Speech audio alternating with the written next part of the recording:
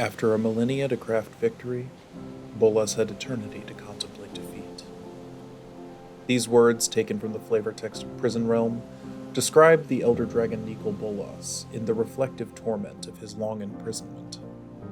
But to understand what it means for Bolas to be defeated, and later reborn, to understand what was allowed to metastasize in this plane of thought and contemplation, we must go back, because Nikol Bolas is not only one of Magic's most enduring villains, he is one of its eldest dragons, one of the first creatures to shape the story of Dominaria, and a villain that appears throughout its long history. So it is appropriate then that we begin our exploration of Magic's now over 200 sagas with the story of the Eldest, Reborn.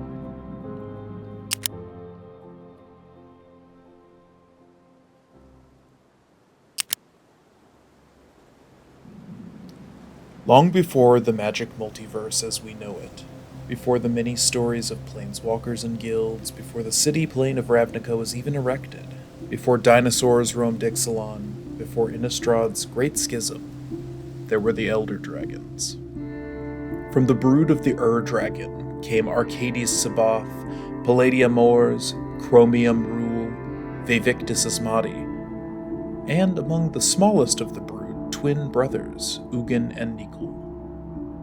Physically, they appeared weak, but they endured. They lived longer, fought harder, and schemed deeper than any of their kin. In both the story of magic and in their potency within the universe, they thrived. And it would be Nikol Bolas, not Arcades, not Palladia, not Vivictus, who would join the great rogues gallery of the magic universe.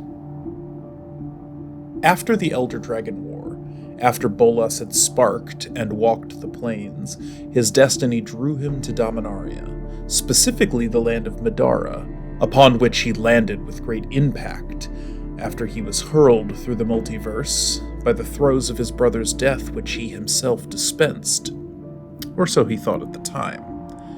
There he encountered a formidable adversary, a demonic leviathan with a planeswalker spark. Their battle lasted for a month, rending the very foundations of the land. Madara itself was broken. Reduced to a fraction of the size, a continent rendered a chain of islands, and in that cataclysm, the first of Dominaria's temporal rifts was born. Bolas consumed the corpse of the Leviathan, leaving behind only its colossal bones, the taloned gates, which still rise above Madara's seas to this day. But the dragon had also become inextricably bound to the rift.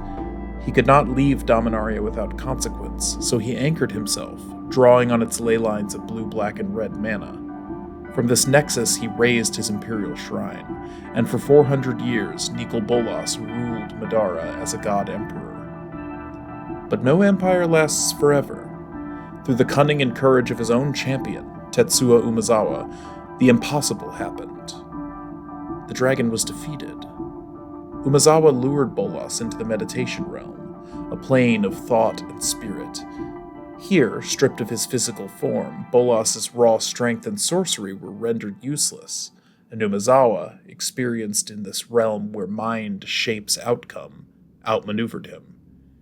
And Nikol Bolas, the elder, the most cunning, was slain, or so it seemed. Because of his tether to the temporal rift, a fragment of Bolas remained, lingering on the Madaran coast. Not alive, not dead. A ghost caught between worlds. And here begins our saga, the Eldest Reborn. In this diminished state, Bolas could not simply storm back into the world, so he became patient. He took on a new guise as Sensei Ryu, a teacher, a mystic, a whisperer of truths. Through this mask, Bolas began to manipulate the next generation of heroes and planeswalkers. First, there was Venser, a boy genius who had built a machine capable of walking the plains without ever knowing that he himself carried a latent spark. Then Radha, half-elf, half-Keldon, her blood tied to Dominaria itself. And finally Teferi, master of time, newly unmoored, lost in the temporal chaos he had once tried to seal away. Bolas whispered to Teferi, adrift between rifts, He drew them together, pressed upon their wills, and through Venser's latent spark, the dragon found his way back, his psychic weight crushing the artificer, bending him nearly to breaking. His shade on Madara condensed, took form, and once again, the elder dragon Nicol Bolas's physical manifestation walked Dominaria. Only Teferi dared to challenge the God Emperor Reborn. Their battle was swift, brutal, unequal, unfair, and Teferi fell, torn apart by Bolas's newly restored might. The saga of the Eldest Reborn captures this inevitability, that Nicol Bolas is not a villain who can be destroyed, only delayed. From Madara to Amonkhet, from Dominaria's rifts to the War of the Spark, Bolas's shadow loomed over magic for decades. Each story has its rising action, its climax, its fall, but for Nicol Bolas, the eldest of them all, each fall is only a pause before another return. And perhaps that is why the Eldest Reborn resonates so deeply. Not just as a card, not just as a saga, but as a reminder. Some villains cannot be killed. They can only be reborn.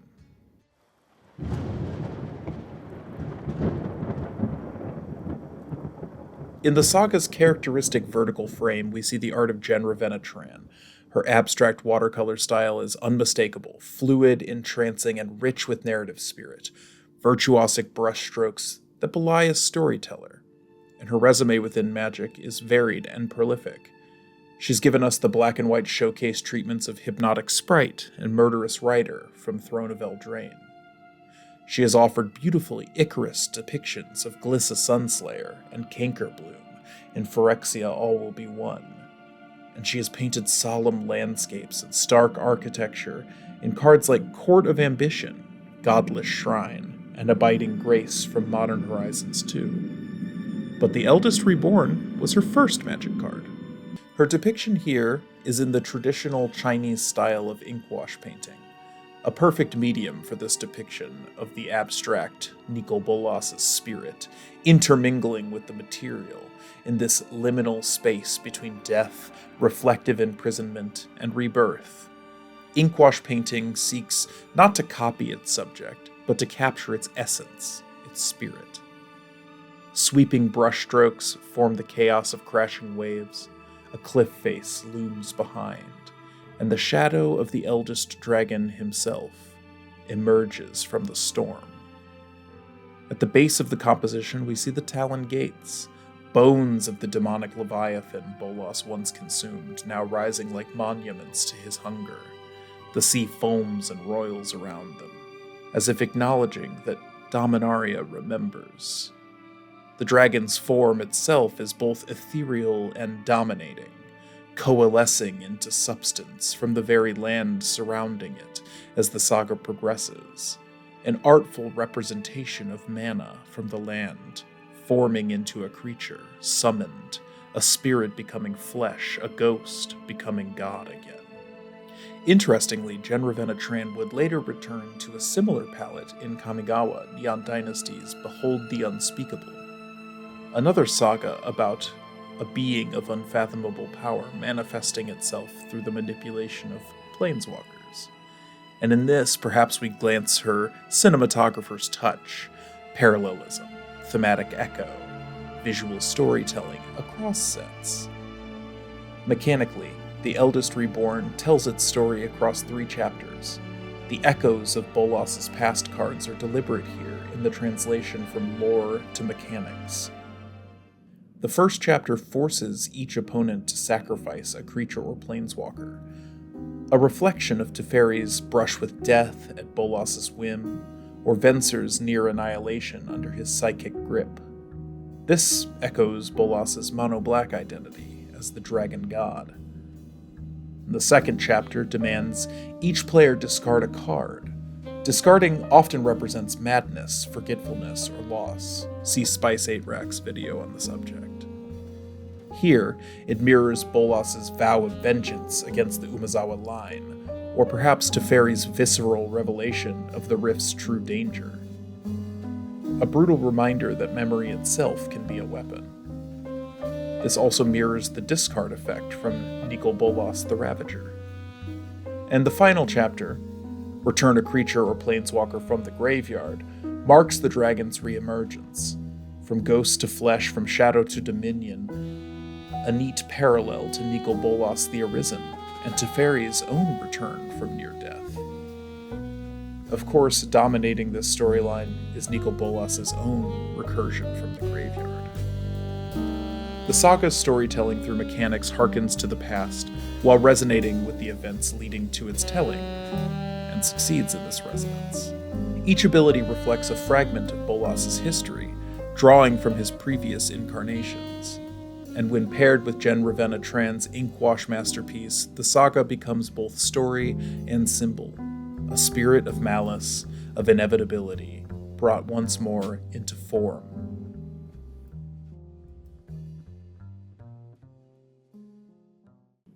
What do you think?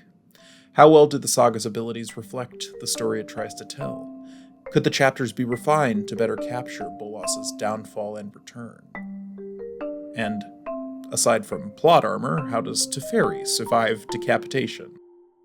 Let me know in the comments, and don't forget to subscribe if you want to see a few more chapters resolve.